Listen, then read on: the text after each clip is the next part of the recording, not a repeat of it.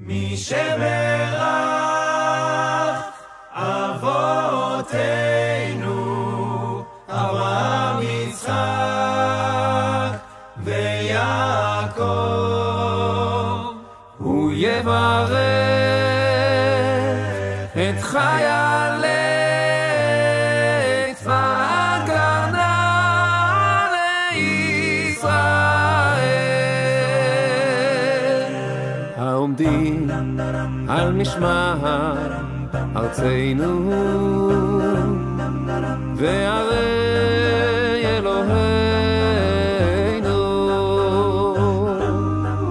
מגבול הלבנון ועד מדבר מצרים מן הים הגדול עד לבוא הערבה ביבשה באוויר ובים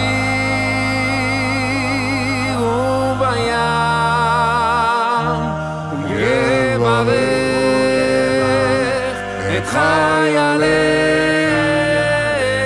צבא הגנה לישראל. ייתן אדוני את אויבינו הקמים עלינו ניגפים לפניהם. הקדוש ברוך הוא ישמור ויציל את חיילינו מכל צרה וצוקה ומכל נגע ומחלה, וישלח ברכה והצלחה בכל מעשה ידיהם.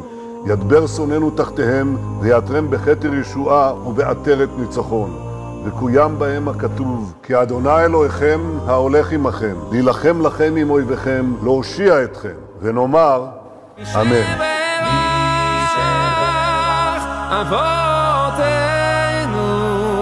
אברהם יצחק ויעקב הוא יברך את חיילי